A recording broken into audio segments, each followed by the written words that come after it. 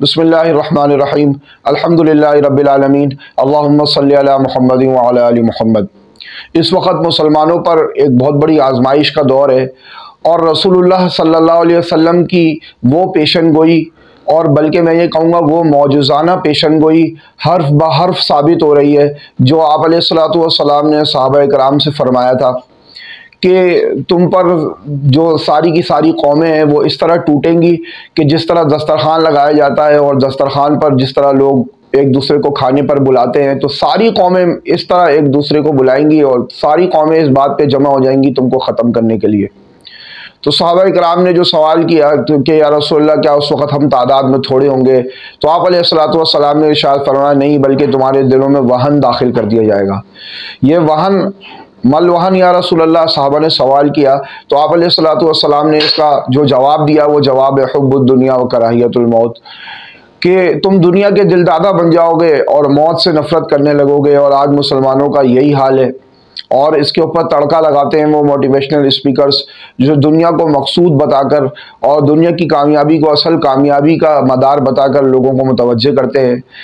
लेकिन इसके साथ साथ एक फ़िक्री इर्तिदाद भी मुसलमानों के अंदर फैल रहा है, और उसके अंदर कुछ बाशऊर तबके के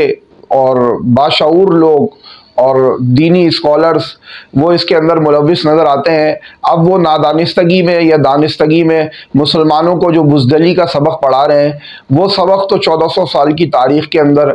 सिवाय मुनाफिकीन ने किसी ने भी नहीं पढ़ाया। सिवाय मुनाफिकीन के ये बुज़दिली का सबक किसी ने भी नहीं पढ़ाया। और वो बुज़दिली का सबक क्या है, ये अहमद जावेद साहब का एक क्लिप नज़र से गुजरा, इसका थोड़ा सा मैं क्लिप आपको चलाता हूँ ताकि आपको पता चले। मजलूम थे, उनको रेजिस्टेंस करनी थी, और शहादत तो मोमिन का के लिए बड़ी जरूरी होता है। ये शिकस्त की ग्लोरिफिकेशन है कि जीत जाओ तो मजे हैं ही,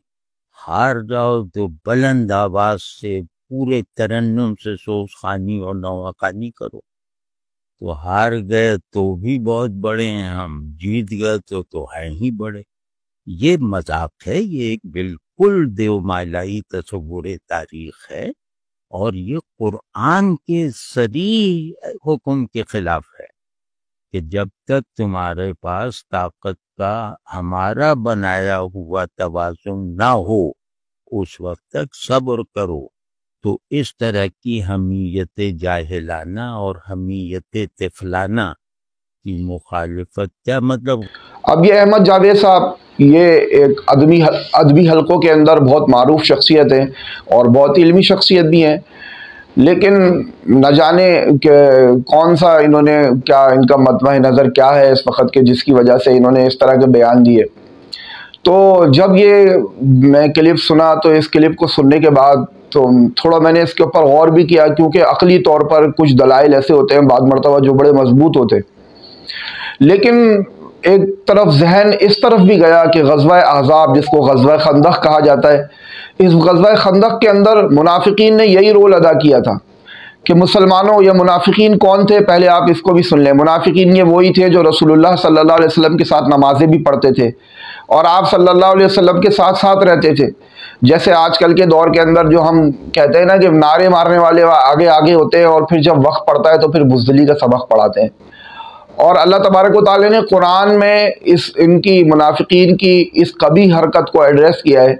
और अल्लाह तबारक व तआला ने साफ इरशाद फरमाया वइज़ यक़ूलुल मुनाफ़िक़ूना वल्लज़ीना फ़ी क़ुलूबिहिम मरदुम मा वअदनल्लाहु व रसूलुहु इल्ला गुरूरा, कि मुनाफिकीन का कौल नकल किया है कि वो मुनाफिकीन क्या कहने लगे मुसलमानों से जब मुसलमानों के ऊपर मुश्किल हालात आ गए, ग़ज़वा खंदक खोद रहे थे, तो खंदक खोदते वक्त भी ये जो है ना पीछे पीछे थे, काम में सुस्त थे, क्योंकि मुसलमानों के ऊपर फाका था। आप सल्लल्लाहु अलैहि वसल्लम के पेट के ऊपर पत्थर बंधे हुए थे, दो सहाबा भी फाके से परेशान थे, फिर खंदक खोदना इतनी बड़ी मुसीबत, फिर उसके बाद कुफ़ार का इतना बड़ा लश्कर।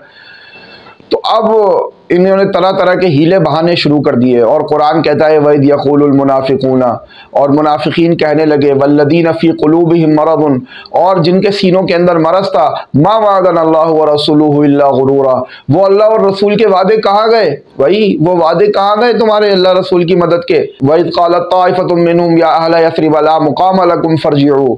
और को कहने लगे मुनाफिकीन कहने लगे कि भाई अपने अपने लोगों को लेके जाने लगे वहाँ से, اور صدا لگائی انہوں نے کہ یہ جو ہے نا اب یہ مدینہ اب تمہارے لیے مقام نہیں رہا، رہائش کے قابل نہیں رہا مدینہ، یہاں تو جنگ و جدال ہے، یہاں تو بھائی قتل و قتال ہے، یہاں تو خون بہتا ہے، یہاں تو جانیں جاتی ہیں۔ وَيَسْتَأْذِنُ فَرِيقٌ مِّنْهُمُ النَّبِيَّ يَقُولُونَ إِنَّ بُيُوتَنَا عَوْرَةٌ، اور ان میں سے ایک گروہ آپ صلی اللہ علیہ وسلم سے اجازت مانگنے لگا اور بہانے بنانے لگا کہ ہمارے گھر تو جو ہے نا وہ تنہا رہ گئے۔ وَمَا هِيَ بِعَوْرَةٍ يُرِيدُونَ إِلَّا فِرَارًا، اللہ تبارک و تعالیٰ فرماتے ہیں کہ یہ تمہارے گھر تنہا نہیں رہ گئے، تم جھوٹ بول رہے ہو بلکہ بہانے تلاش کر رہے ہو بھاگنے کے۔ اور پھر اللہ تبارک و تعالیٰ نے مزید اس کو آگے آیتوں کے اندر اس کو کس طرح ڈسکس کیا ہے، قُلْ لَن يَنفَعَكُمُ الْفِرَارُ إِنْ فَرَرْتُم مِّنَ الْمَوْتِ أَوِ الْقَتْلِ وَإِذًا لَّا تُمَتَّعُونَ إِلَّا قَلِيلًا، ان سے کہو کہ اگر تم نے فرار کا راستہ اختیار کر بھی لیا تو دنیا کی زندگی تو بہت تھوڑے دنوں کی ہے، بہت تھوڑے دنوں کی سامان ہے جس کے لیے تم جو ہے نا وہ فرار کا راستہ اختیار کرو گے۔ پھر آگے اللہ تبارک و تعالیٰ نے ارشاد فرمایا کہ اللہ تبارک و تعالیٰ یہ وہ لوگ ہیں کہ جن کے اعمال اللہ تبارک و تعالیٰ ضائع کر دے گا۔ قَدْ يَعْلَمُ اللَّهُ الْمُعَوِّقِينَ مِنْكُمْ وَالْقَائِلِينَ لِإِخْوَانِهِمْ هَلُمَّ إِلَيْنَا، اور یہ کہنے لگے، اللہ تعالیٰ فرماتا ہے کہ اللہ ان لوگوں کو جانتا ہے کہ جو دوسروں کو روکنے والے ہیں اور اپنے بھائیوں سے کہتے ہیں کہ ہمارے پاس آ جاؤ، اور وہ لڑائی میں نہیں آتے مگر بہت کم، وہ تم پر بخیلی کرتے ہیں، اشحۃ علیکم فاذا جاء الخوف، اور پھر جب خوف آتا ہے،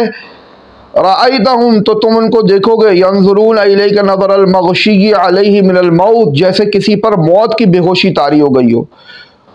فَإِذَا جَاءَ الْخَوْفُ، اور جب ان کے پاس سے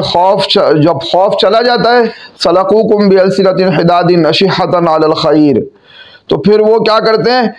تمہیں تیز زبانوں سے طعنہ دیتے ہیں اور مال میں بخیلی کرتے ہیں۔ اور اللہ تبارک و تعالیٰ نے فرمایا أُولَٰئِكَ لَمْ يُؤْمِنُوا فَأَحْبَطَ اللَّهُ أَعْمَالَهُمْ، اللہ نے ان کے اعمال ضائع کر دیے،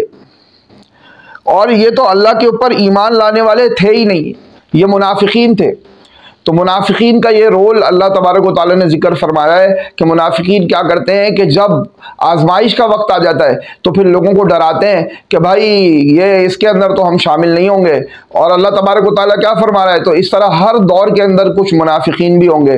جو غلط فکر پھیلائیں گے اور جو لوگوں کو بزدلی کے اوپر اکسائیں گے، اور جو لوگوں کو یہ کہیں گے کہ چاہے تمہارے گھر کے اندر گھس کے تمہارے بچوں کو کوئی کڈنیپ کر لے، کوئی قتل کر دے، تم لیکن اس ظلم کے خلاف نہ آواز اٹھا سکتے ہو کہ تم کمزور ہو۔ حالانکہ مسلمان تو کمزور نہیں ہے، مسلمان تو ہمیشہ طاقتور ہے، کیونکہ جب غزوہ احد میں رسول اللہ صلی اللہ علیہ وسلم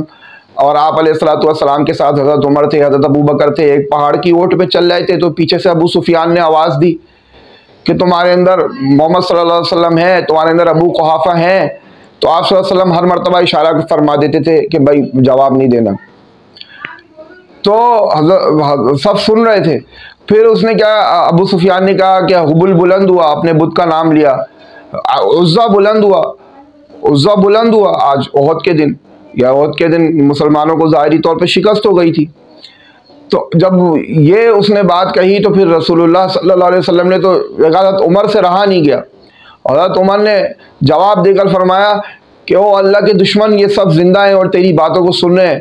اور اس نے کہا تھا کہ ہمارے لیے عزا ہے اور تمہارے لیے عزا نہیں ہے، اور حضرت عمر رضی اللہ تعالیٰ نے اس کے جواب میں کہا کہ ہمارے لیے ہمارا مولا اللہ ہے جو ہر وقت ہمارے ساتھ ہے۔ تو اب اس نے پھر جواب میں کہا ابو سفیان نے کہ یہ بدر کا معاملہ برابر سرابر ہو گیا۔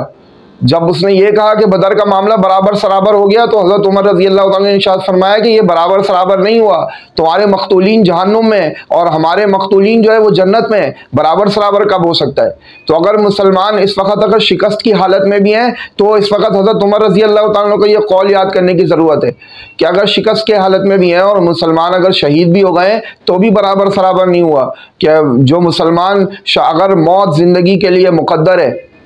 تو پھر شہادت کی موت سے زیادہ بہترین موت کون سی ہو سکتی ہے؟ بہرحال اس وقت اللہ تبارک و تعالیٰ مسلمانوں کی اس آزمائش کے اس کٹھن دور کے اندر غلط روش پہ چلنے سے بچائے اور ہدایت کے اوپر گامزن رکھے، اور اللہ تبارک و تعالیٰ ہدایت پر اور ہدایت کے اوپر استقامت نصیب فرما کر ایمان کامل پر سب کو موت نصیب فرمائے اور شہادت نصیب فرمائے۔ وآخر دعوانا الحمدللہ رب العالمین۔